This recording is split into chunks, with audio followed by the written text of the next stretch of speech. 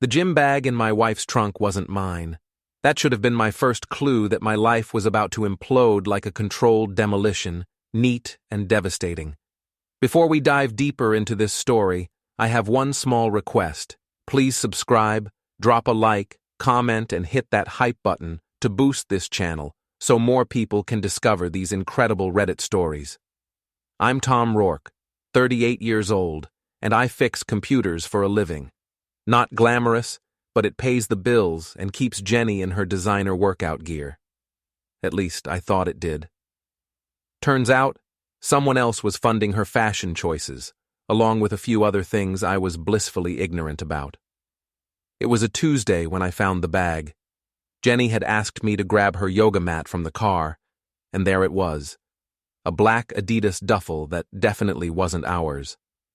The zipper was slightly open, revealing men's underwear that weren't mine, cologne I'd never smelled, and a folded piece of paper with Property of C scrawled across it in Jenny's handwriting. Property of C. Well, at least she was organized. No confusion at the lost and found. I stood there in our driveway, holding evidence of my wife's betrayal, and my first thought wasn't rage or heartbreak. It was, I wonder if this C person knows his underwear is traveling around town in my wife's car. Jenny came out of the house then, all 5'6" of perfectly toned blonde ambition, wearing those expensive leggings that cost more than my monthly phone bill. "Did you find my mat?" she asked, not even looking at me as she checked her reflection in the car window. "Found something," I said, holding up the bag. For just a second, her face went white. Then she snatched it from my hands with the kind of aggressive entitlement I'd been seeing more of lately. "That's not yours," she snapped. "No kidding. Whose is it?" "Chad's. He left it at the gym yesterday. I told him I'd drop it off." Chad. Of course it was Chad DeWitt, her business partner and personal trainer. The guy who looked like he'd been carved from protein powder and self-importance. The guy who'd been spending an awful lot of time at our house lately, helping Jenny with her fitness business. "Since when do you handle lost and found for grown men?" I asked. Jenny's eyes flashed with that particular brand of irritation reserved for inconvenient husbands asking inconvenient questions. "Since I'm a decent person who helps her friends, you should try it sometime." She slammed the trunk shut and stalked back into the house, leaving me standing there with the distinct feeling that I'd just been dismissed from my own marriage. That night, I lay in bed, listening to Jenny's breathing, and wondering when exactly I'd become invisible in my own life. She used to curl up against me when she slept. Now she clung to the edge of the mattress like I was radioactive. I'd been noticing things for months. The late nights at the gym, the business meetings that ran until midnight, the way she'd started talking about upgrading our life, whatever that meant, the protein shakes that cost more than my lunch budget, the new lingerie that I never got to see her wear. But I'm not stupid, despite what Jenny apparently thought. I work in IT. I notice patterns. I troubleshoot problems for a living. And my marriage had definitely developed some serious bugs in the system. The next morning, Jenny was gone before I woke up. Another early training session with Chad, no doubt. I made coffee and sat in our kitchen, looking around at the life we'd built together. The house we'd bought 5 years ago when we still laughed at each other's jokes. The wedding photos on the mantle where we both looked genuinely happy. The expensive exercise equipment cluttering our garage because Jenny needed to stay motivated at home. My phone buzzed with a text from Ray, my neighbor and closest friend.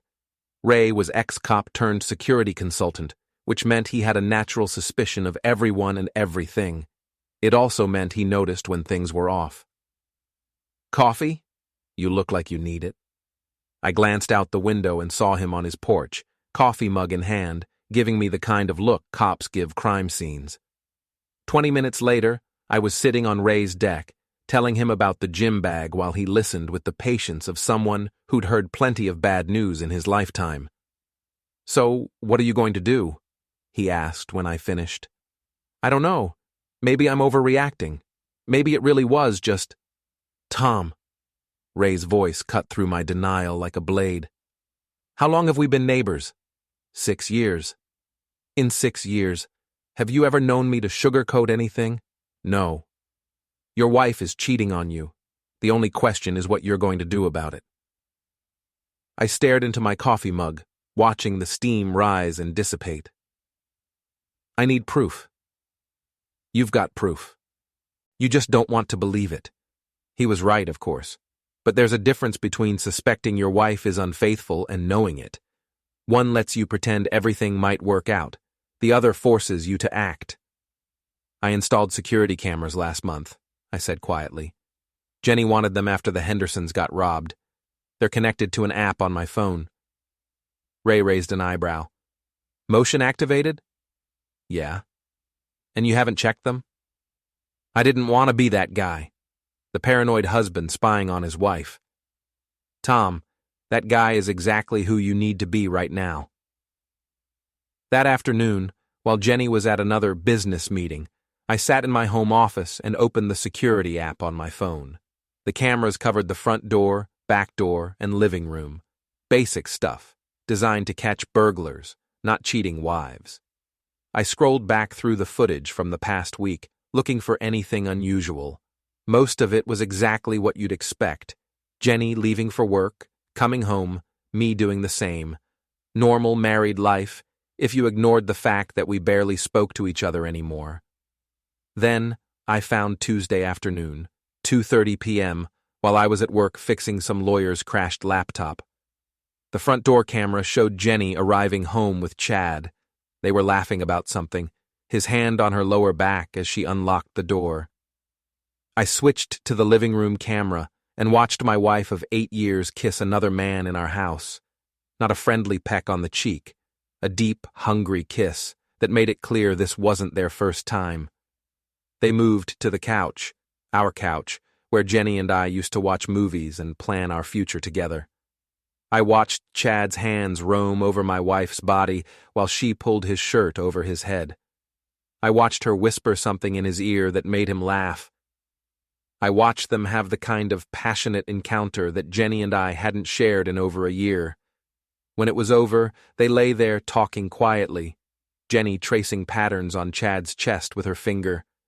The camera couldn't pick up audio, but their body language told the whole story. This wasn't just intimacy. This was intimacy, connection, all the things missing from my marriage. I closed the app and sat in my office chair staring at the wall. Part of me wanted to throw the phone across the room. Part of me wanted to drive to the gym and confront them both. But mostly, I just felt empty, hollowed out like someone had scooped out everything important and left me with the shell. My phone buzzed with a text from Jenny. Working late tonight, don't wait up. I almost laughed. Working late, right. Instead, I texted back, okay, love you. She didn't respond.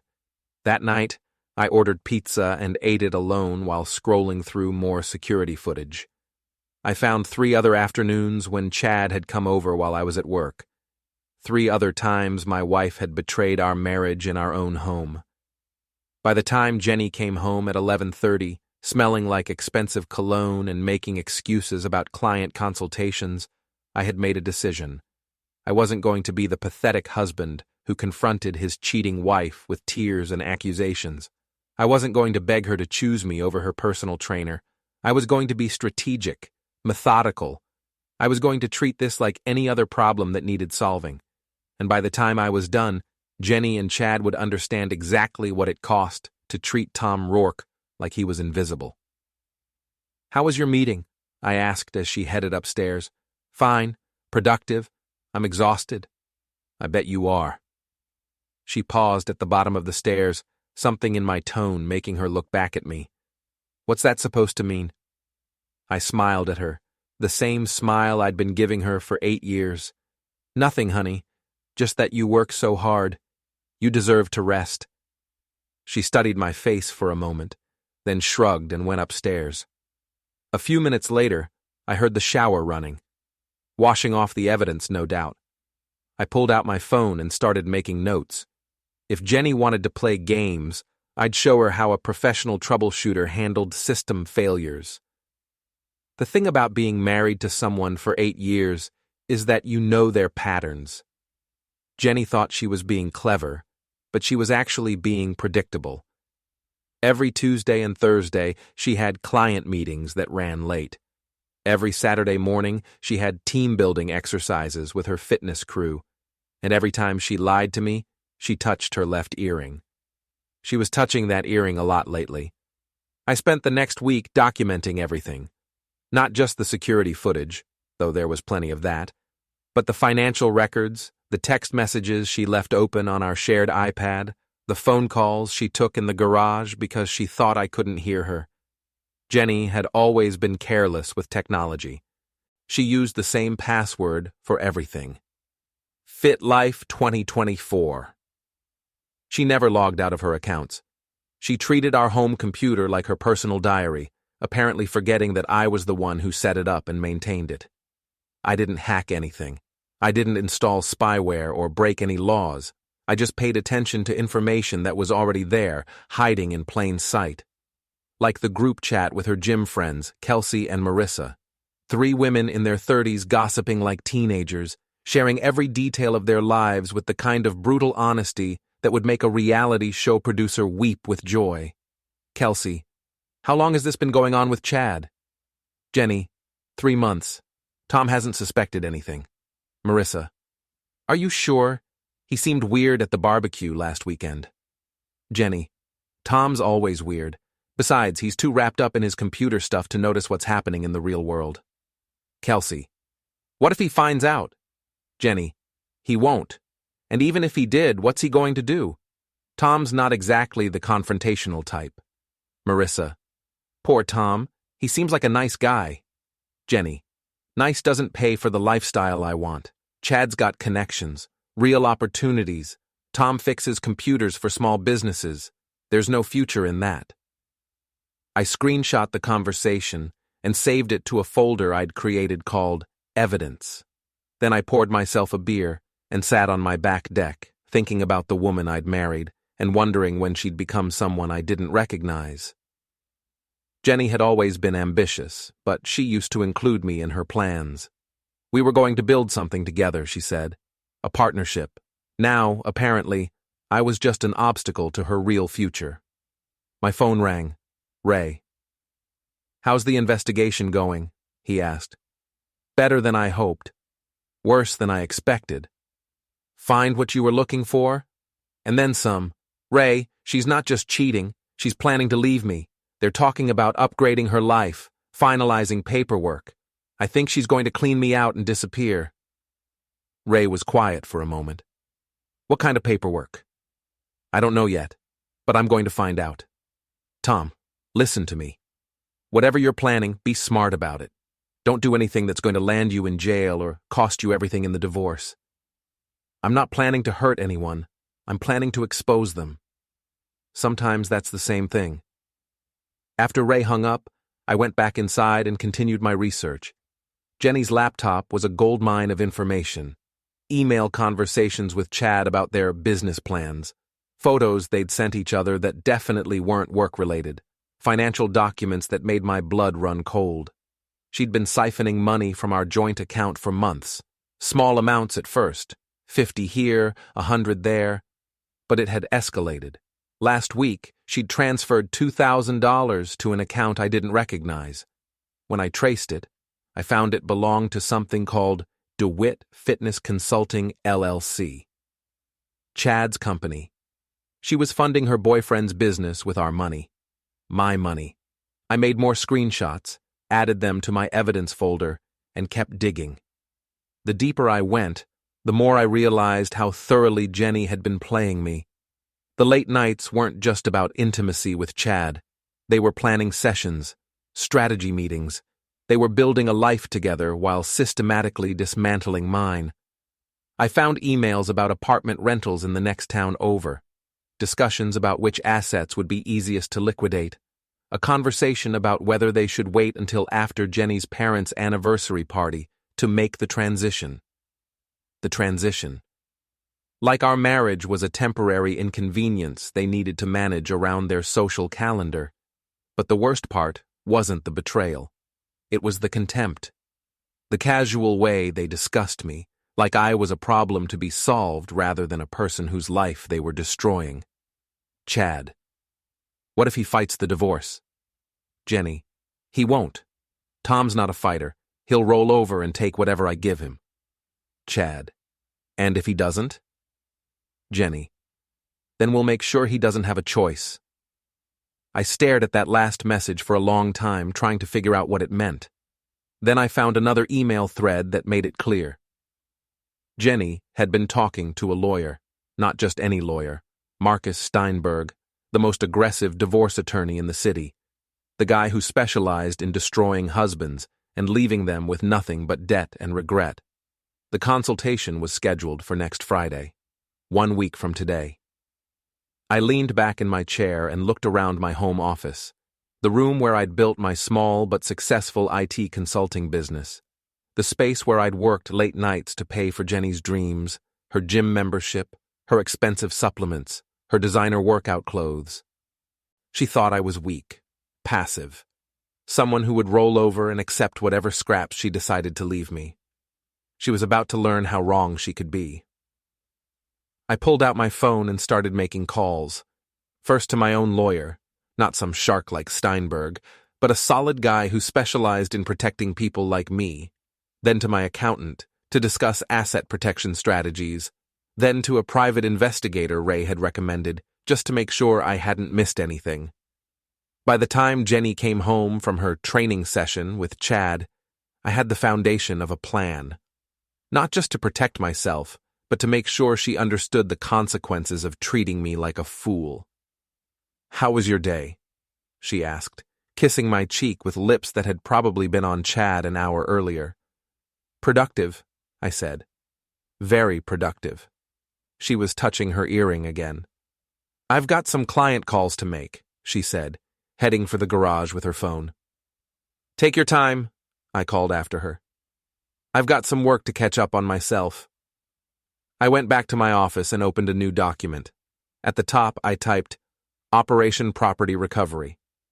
Then I started writing down everything I was going to do to Jenny and Chad. Every move, every counter-move, every consequence they were going to face for thinking they could outsmart Tom Rourke. They wanted to treat me like I was invisible? Perfect. Invisible people see everything, and they can move through the world without anyone noticing until it's too late. I was going to teach my wife and her boyfriend a lesson about underestimating the quiet guy who fixes computers. By the time I was done with them, they'd wish they'd never heard my name.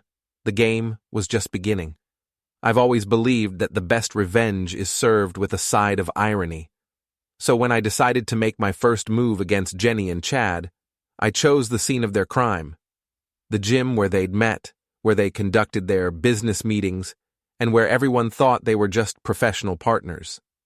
Gold's Fitness was one of those upscale gyms that catered to people who wanted to be seen working out as much as they actually wanted to work out. Jenny had insisted we join because networking is everything in the fitness industry. At $200 a month, it was a significant expense for our budget, but I'd supported her dream. Now I was going to use that investment in ways she never imagined. I arrived at the gym Tuesday morning, knowing Jenny and Chad had their regular training session at 10. I'd called in sick to work, something I never did, and spent the morning preparing for what I thought of as my debut performance. The first part of my plan was simple: visibility. For months, I'd been the invisible husband who dropped Jenny off and picked her up without really engaging with her world. Today, I was going to be very visible indeed. "Tom!" The surprise in Jenny's voice was genuine when she spotted me by the front desk. She was wearing those expensive leggings again, the ones that cost more than my car payment. "What are you doing here?" "Thought I'd try a workout," I said, loud enough for the other gym members to hear. "You're always talking about how great this place is. Figured it was time I saw what all the fuss was about." Chad materialized beside her like a protein-powered shadow. 6'2" of manufactured muscle and artificial confidence, wearing a tank top that showed off his gym-enhanced physique. "Tom, right?" He extended a hand with the kind of aggressive friendliness that fooled exactly no one. "Chad DeWitt, I've been working with your wife on her fitness goals." "Among other things," I said, shaking his hand just a little too long, just a little too firmly. Something flickered in Chad's eyes. Uncertainty, maybe. Or recognition that the dynamic had just shifted in a way he didn't understand. "Well, welcome to Gold's," he said, recovering his composure. "Jenny's told me you're not really the gym type." "Jenny's told you a lot of things, I'm sure." The silence stretched between us like a rubber band about to snap. Jenny jumped in with the kind of nervous chatter that confirmed everything I suspected. "Tom, you don't have workout clothes. Maybe we should get you signed up properly, get you some gear." "I'm fine," I said. "Just going to observe today. Learn the ropes. See how everything works around here." I spent the next hour doing exactly that, observing, learning, watching Jenny and Chad try to conduct their usual routine while pretending I wasn't there. It was fascinating in the way that watching a nature documentary about predators is fascinating. They kept glancing at me, whispering to each other when they thought I wasn't looking. Chad's usual swagger was noticeably diminished, and Jenny was making mistakes in her form that even I could spot. But the real show started when Kelsey arrived. Kelsey Martinez was Jenny's closest friend at the gym, a 35-year-old divorce attorney who treated gossip like a competitive sport. She was also the one who'd been encouraging Jenny's affair in their group chat, offering legal advice about asset protection and exit strategies. "Tom," she said, her voice pitched just a little too high, "I didn't know you were a member here." "Just joined," I lied smoothly. "Jenny's been telling me how wonderful everyone is, how supportive, like a real family." Kelsey's smile faltered slightly. That's great. Family is so important. Isn't it? Trust, loyalty, honesty, all those old-fashioned values that seem to be disappearing these days." I watched her process that statement, trying to figure out if I was making a point or just making conversation. The uncertainty in her expression told me everything I needed to know about her guilty conscience. "Well," she said finally, "I should get to my workout. Nice seeing you, Tom." "Oh, you'll be seeing more of me," I said. "I'm thinking of making this a regular thing, really getting involved in Jenny's world." After Kelsey walked away, I pulled out my phone and opened the voice recorder app. Then I wandered over to where Jenny and Chad were having what they thought was a private conversation by the water fountain. "Told you he never comes here," Chad was saying, his voice tight with irritation. "He doesn't. I don't know what this is about." "Well, figure it out. I don't like surprises." "Maybe he's just trying to be supportive." Chad snorted. "Right. Guys like Tom don't suddenly develop interests in fitness. He's up to something." "Like what?" "Tom doesn't have a suspicious bone in his body. He trusts me completely." "Then why do I feel like I'm being watched?" "Because you're paranoid. And you're naive if you think this is a coincidence." I had enough. I slipped the phone back into my pocket and walked over to them with my biggest, most innocent smile. "Hey, guys! This place is amazing. Jenny, why didn't you tell me Chad was such a good trainer? I've been watching you two work together, and the chemistry is incredible." Jenny went pale. Chad's jaw tightened. "Chemistry?" Jenny repeated. "Professional chemistry. The way you anticipate each other's moves, finish each other's sentences. It's like you've been working together for years instead of months." "We're very dedicated to our partnership," Chad said carefully. "I can see that. The dedication is obvious to anyone watching." I let that hang in the air for a moment, then clapped Chad on the shoulder. "I should let you get back to work. Don't let me interrupt your routine." I left them standing there, knowing they'd spend the rest of their session wondering exactly what I'd seen and what I planned to do about it. But that was just the opening act. The real performance was scheduled for later that afternoon. At 3 o'clock, I was parked across the street from Chad's apartment complex, watching him arrive home in his overpriced BMW. I waited 15 minutes, then walked up to his door and knocked. "Tom?" He opened the door wearing gym shorts and a confused expression. "What are you doing here?" "I wanted to talk to you about Jenny." His face went through several interesting expressions before settling on wary caution. "What about her?" "Can I come in? This is kind of personal." Against his better judgment, he stepped aside and let me into his aggressively masculine apartment. Black leather furniture, expensive electronics, protein powder containers lined up like trophies on the kitchen counter. "Nice place," I said, looking around. "Must be doing well with the personal training business." "It's okay. What did you want to talk about?" I turned to face him, dropping the friendly husband act. "I know about you and my wife." The words hit him like a physical blow. He actually stepped backward. "I don't know what you think you know. I know you've been sleeping with Jenny for 3 months. I know she's been giving you money from our joint account. I know you're planning to help her divorce me and take half of everything I've worked for." Chad's face cycled through denial, anger, and calculation before settling on defiance. "So what are you going to do about it?" "That depends on you." "On me?" "You can end it now, walk away, and we can pretend this conversation never happened. Or you can keep playing games, and I can show everyone in your professional circle exactly what kind of man you really are." Chad laughed, but it sounded forced.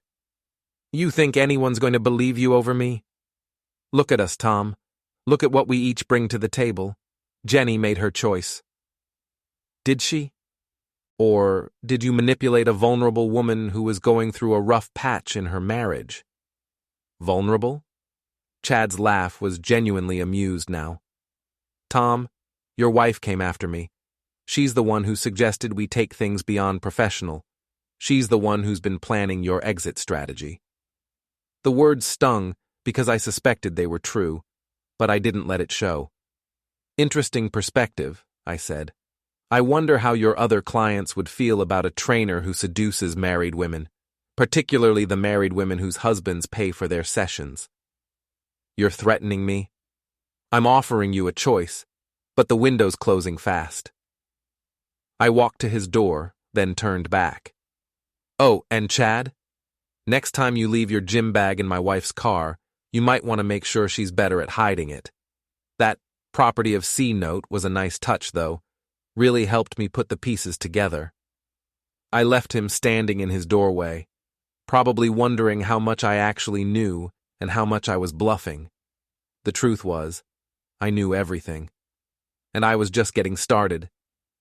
That evening, Jenny came home from her client consultation with the kind of nervous energy that told me Chad had filled her in on our conversation. "How was your day?" she asked, not quite meeting my eyes.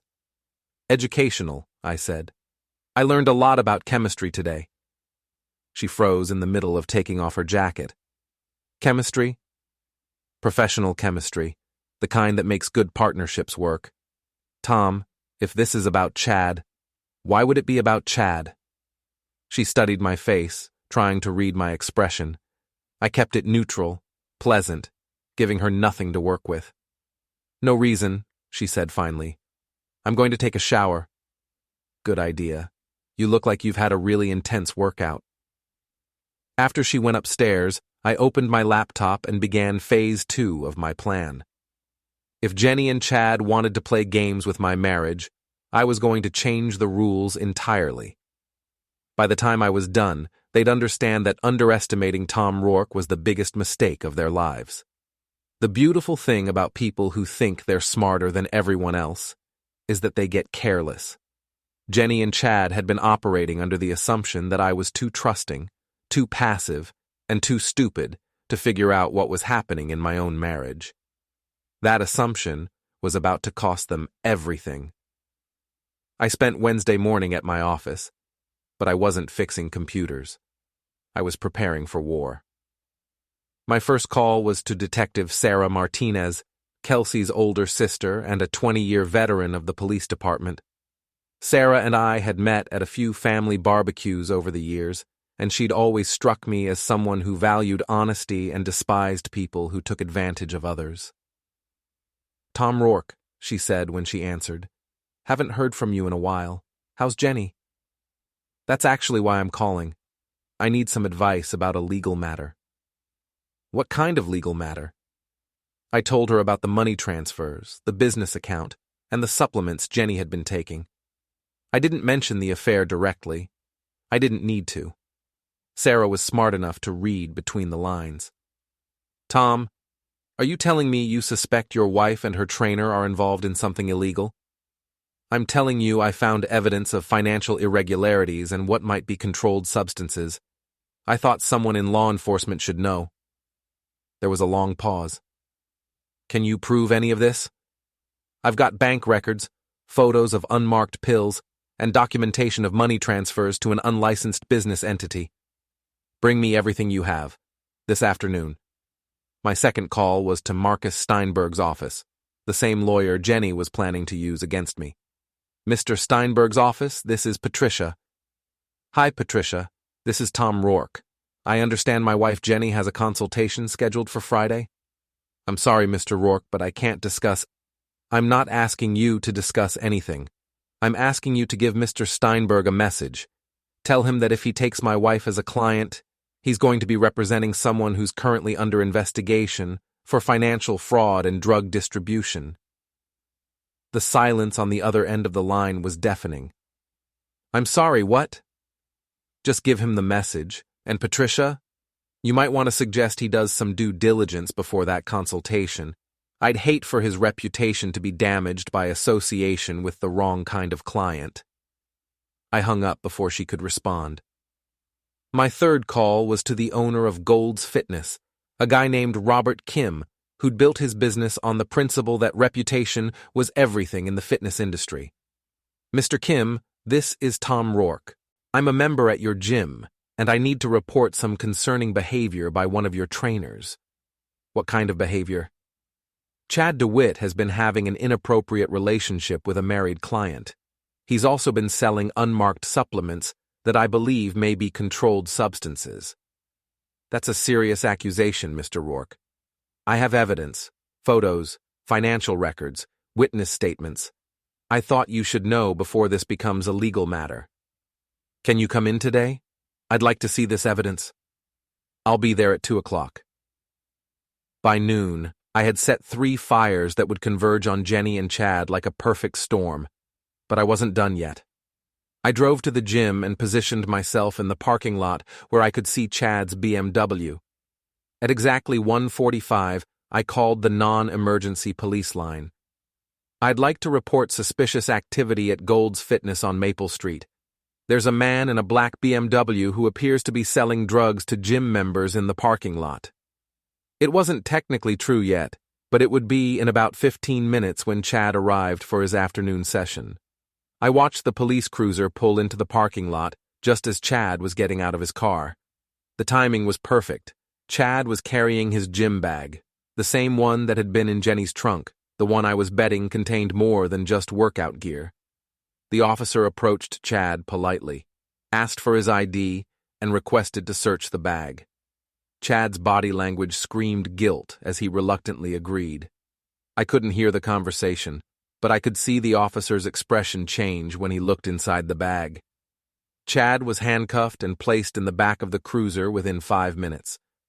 My phone buzzed with a text from Jenny.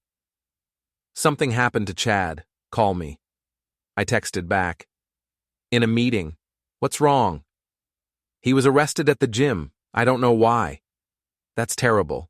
I'm sure it's just a misunderstanding." I met with Robert Kim as planned, showing him the evidence I'd compiled about Chad's relationship with Jenny and his side business selling performance enhancers to gym members. Kim was furious, not just about the legal liability, but about the damage to his gym's reputation. "Mr. DeWitt's membership is terminated immediately," he said, "and I'm calling the police to report what you've shown me."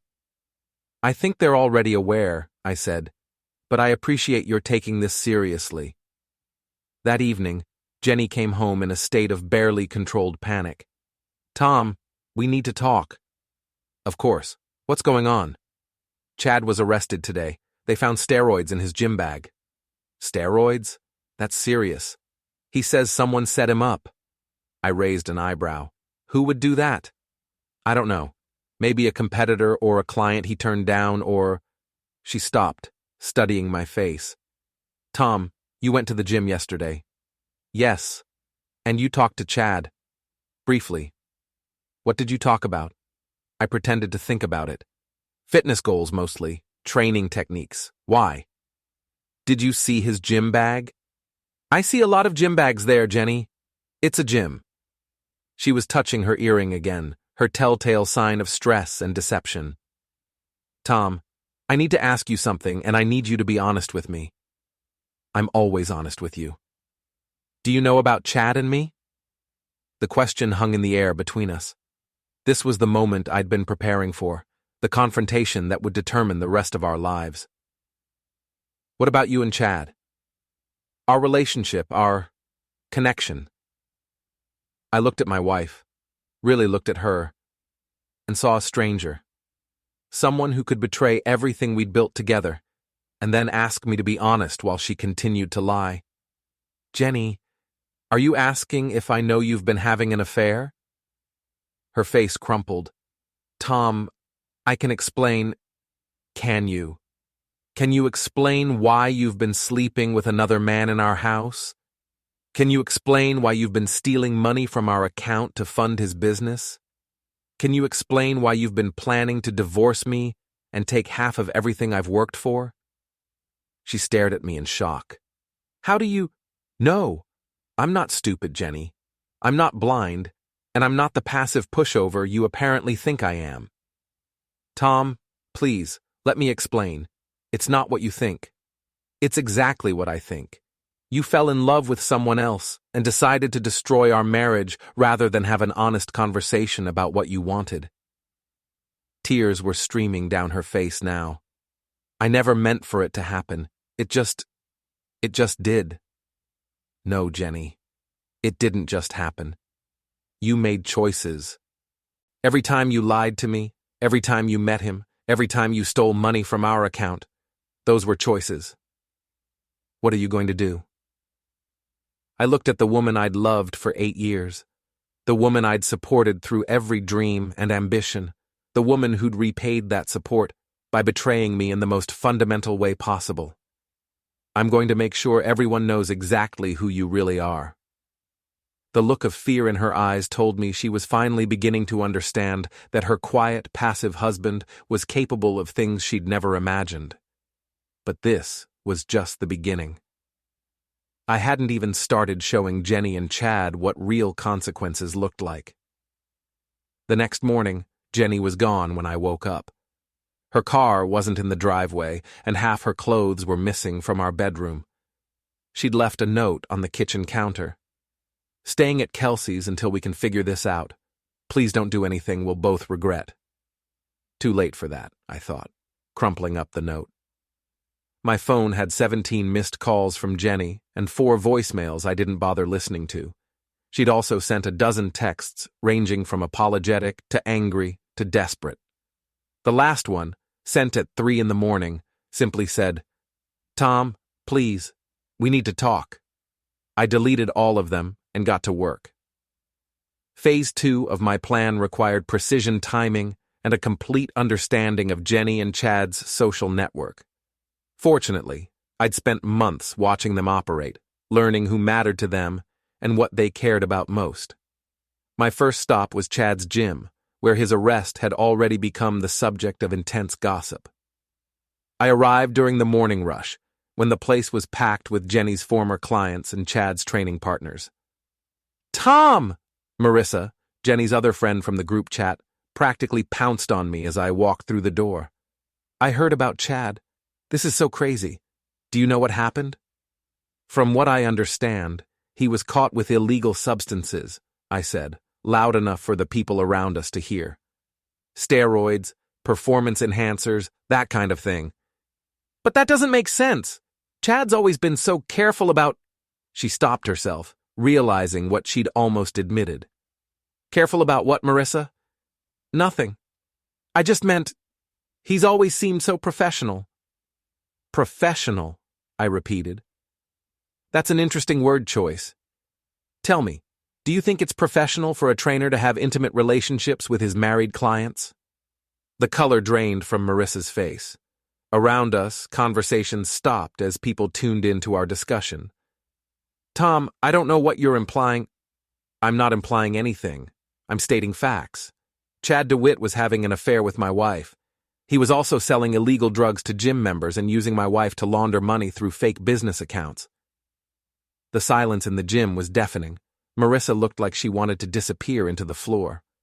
I thought people should know, I continued, since there seemed to be a lot of rumors floating around. I figured the truth was better than speculation. I left Marissa standing there and walked over to the front desk, where the staff was pretending not to have heard every word. I'd like to cancel my wife's membership, I told the receptionist. Jenny Rourke. She won't be coming back. Sir, we usually require both parties to... She's no longer my wife in any meaningful sense, I said.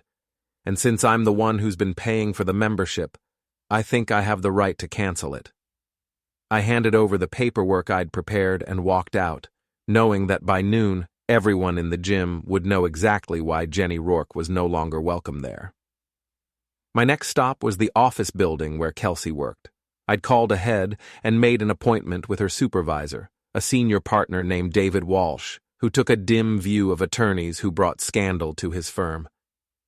Mr. Rourke, Walsh said, shaking my hand, you said this was about a conflict of interest involving one of our associates? Kelsey Martinez has been providing legal advice to my wife regarding divorce proceedings. She's also been encouraging my wife's extramarital affair and helping her hide assets. Walsh's expression grew stern. Those are serious allegations. I have documentation, text messages, emails, financial records. Ms. Martinez has been using her legal expertise to help my wife commit adultery and fraud. I handed over a folder containing screenshots of the group chat conversations, along with a detailed timeline of Kelsey's involvement in Jenny's affair. Walsh reviewed the materials with the careful attention of someone who understood the implications for his firm's reputation. Mr. Rourke, I want to assure you that this firm does not condone this kind of behavior from our associates. We'll be conducting a full investigation. I appreciate that. I just thought you should know before this becomes a matter of public record.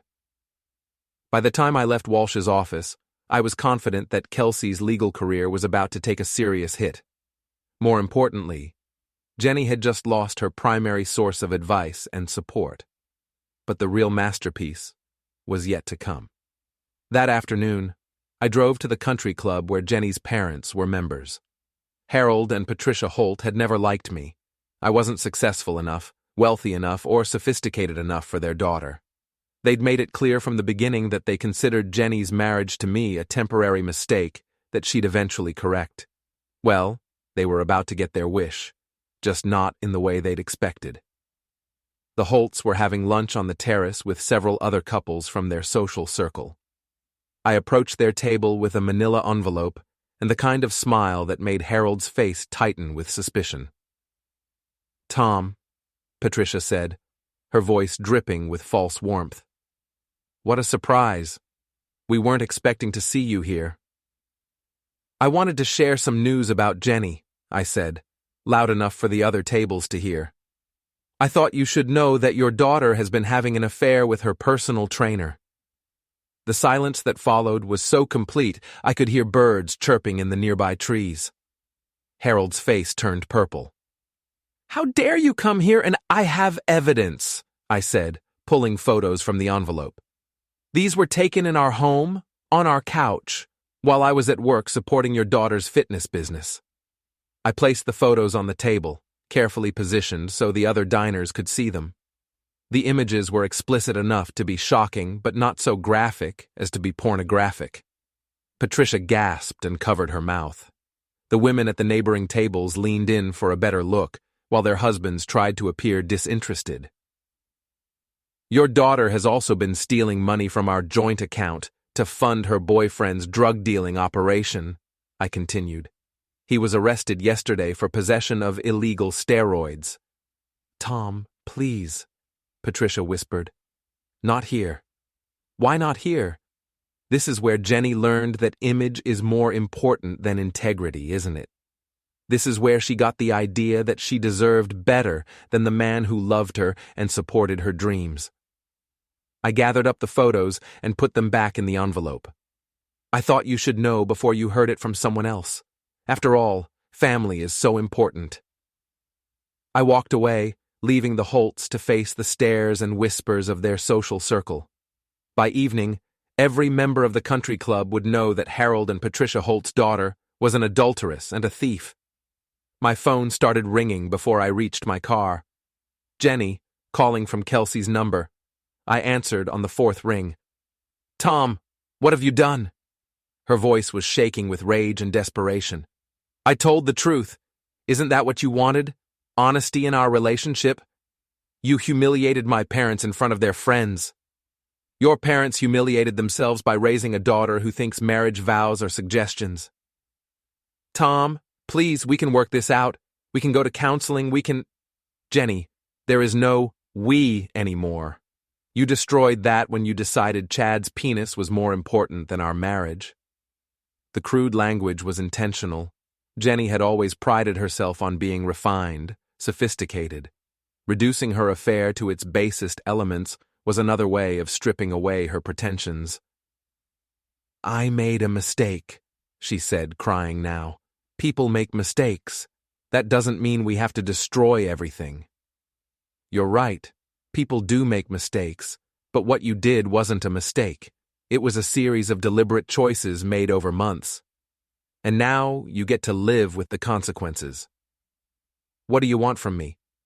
Nothing. I don't want anything from you anymore, Jenny. That's the point.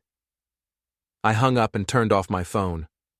I had one more stop to make, and I didn't want any distractions. Chad's apartment complex was buzzing with activity when I arrived. Police cars, news vans, neighbors standing around gossiping about the drug bust that had happened the day before. I found Chad's landlord, a middle-aged woman named Mrs. Chen, talking to a reporter about her shock at discovering she'd been renting to a drug dealer. Excuse me, I said, approaching them. I'm Tom Rourke. Chad DeWitt was having an affair with my wife. The reporter's eyes lit up. Can you tell us more about that? My wife was helping him launder money through fake business accounts. She was also using the drugs he was selling. I have documentation of everything. Mrs. Chen looked horrified. He was using my property for drug deals and adultery? Among other things. I thought you should know, in case there are legal implications for your property. The reporter was scribbling notes furiously. Mr. Rourke, would you be willing to go on camera with this story? I pretended to consider it. I suppose people have a right to know what kind of person they're dealing with. Yes, I'll talk to you. 20 minutes later, I'd given a detailed interview about Chad's drug operation and his affair with my wife. The story would air on the evening news, complete with photos and documentation. By tomorrow, everyone in the city would know exactly who Jenny Rourke and Chad DeWitt really were. But I still wasn't finished. The final act was going to be the most devastating of all. The news story aired at 6 o'clock, and by 7, my phone was exploding with calls and messages. Friends, neighbors, co-workers, even people I barely knew. Everyone wanted to know if what they'd seen on TV was real. I let them all go to voicemail. I had more important things to do. Jenny showed up at my house at 8:30, pounding on the front door like she was trying to break it down. I watched her through the security camera for a few minutes, noting how different she looked from the polished fitness instructor who'd been lying to me for months. Her hair was messy, her makeup smeared, and she was wearing sweatpants, something the old Jenny would have considered a mortal sin. "Tom!" she screamed. "Open this door. We need to talk." I opened the door but didn't invite her in. "What do you want, Jenny?" "What do I want? I want you to fix this. I want you to call that reporter and tell them you made a mistake. But I didn't make a mistake. Everything I said was true. You destroyed my life. No, Jenny, you destroyed your life. I just made sure everyone could see what you'd done. She tried to push past me into the house, but I blocked her way. This is my house, too, she said. Actually, it's not. I filed for divorce this morning. I also got a restraining order based on your threatening behavior and your association with known drug dealers. Her face went white. You can't do that. I already did. You have 24 hours to collect your remaining belongings. After that, you're trespassing. Tom, please. I know I hurt you, but this is insane. You're ruining everything. My career, my friendships, my family relationships.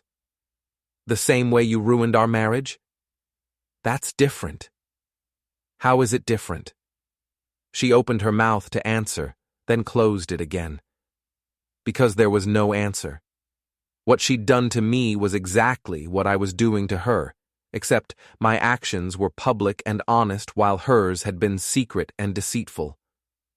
Where am I supposed to go? She asked, her voice breaking. That's not my problem anymore. Tom, I loved you. I still love you. No, you don't. You love the security I provided. You love having someone to pay your bills and support your dreams while you played house with your boyfriend. But you don't love me, Jenny. You never did. She stood there crying on my doorstep, and for a moment I almost felt sorry for her. Almost. Then I remembered the security footage of her and Chad on our couch. I remembered the group chat where she'd called me too stupid to notice her betrayal. I remembered the money she'd stolen and the lies she'd told and the future she'd been planning without me. Goodbye, Jenny, I said, and closed the door. I watched through the camera as she stood there for another 10 minutes, crying and occasionally pounding on the door. Finally, she gave up and walked back to her car. My phone rang. Ray. Tom, I just saw the news. Are you okay? I'm perfect.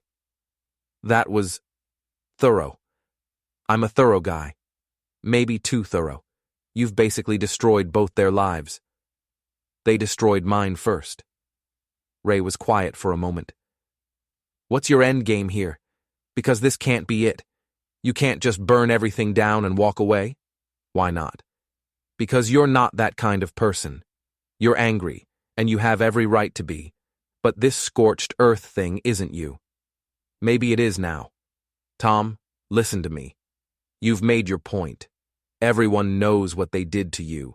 You've got your divorce, you've got your evidence, you've got your revenge, but if you keep pushing, you're going to become the villain in this story. I considered that. Ray wasn't wrong. There was a fine line between justified revenge and cruel overkill, but I wasn't sure I cared about that line anymore. I'll think about it, I said. Promise me. I'll think about it. After Ray hung up, I sat in my living room and looked around at the wreckage of my marriage. Wedding photos still on the mantle, Jenny's exercise equipment still cluttering the garage, her coffee mug still in the sink from the morning she'd left.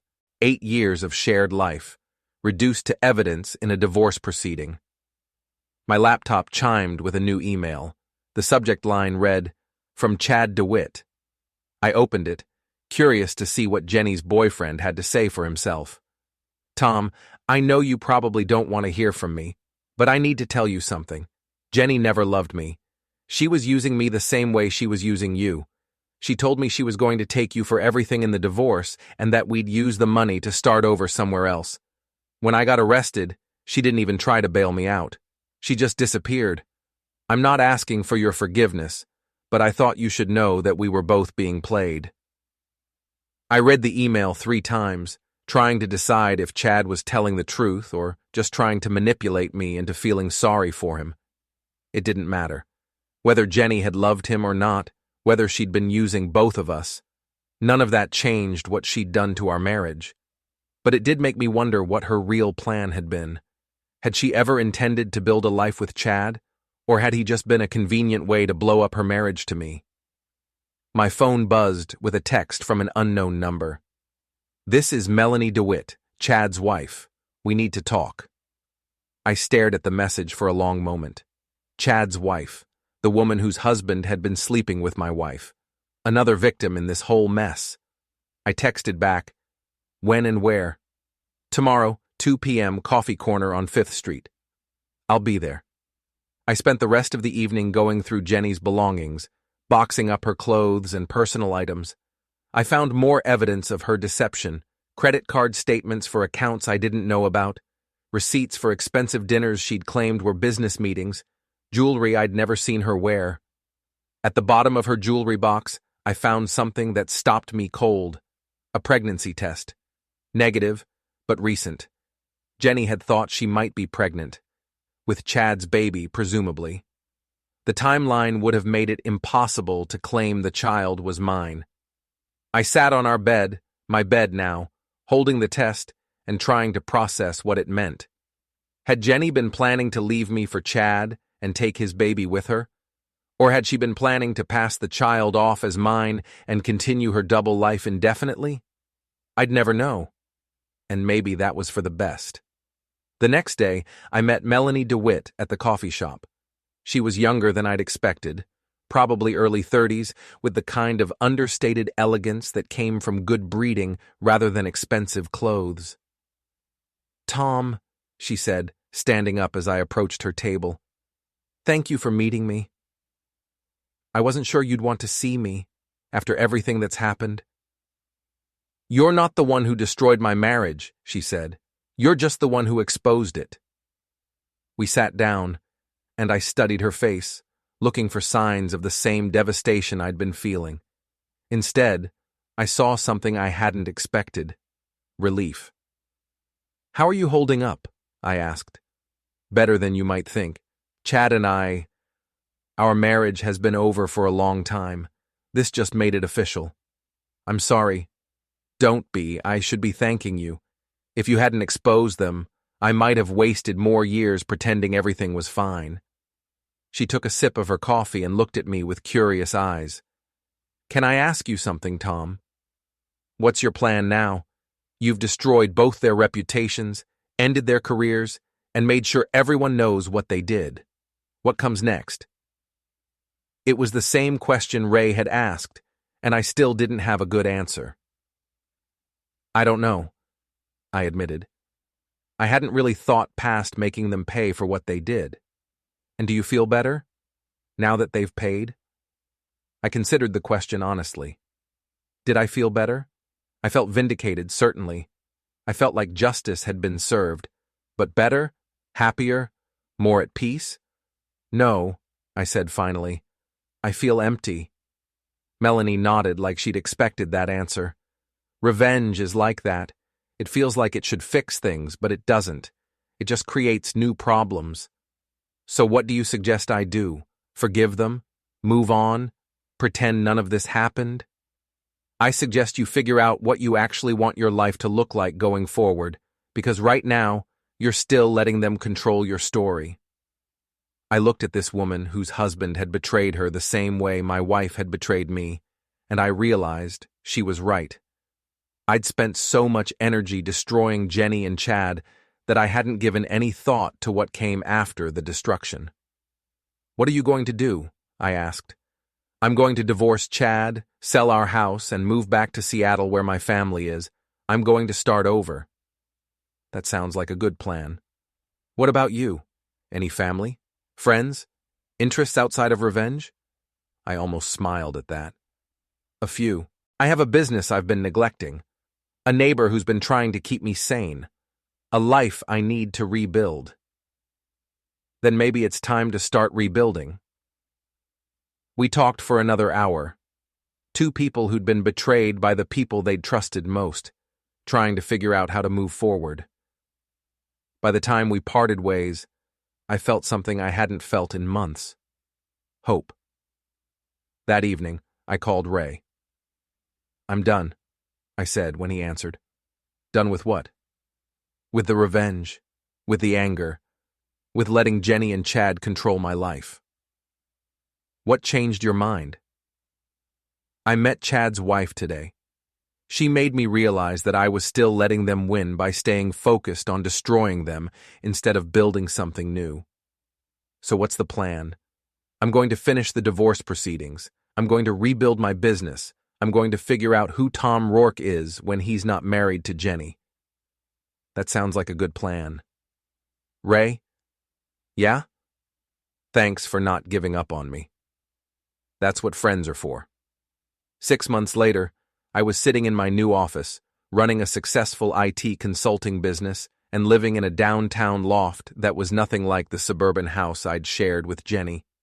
I'd heard through mutual acquaintances that Jenny had moved to another state and was working at a chain gym under her maiden name. Chad had served 3 months in jail and was now working construction, his fitness career effectively over.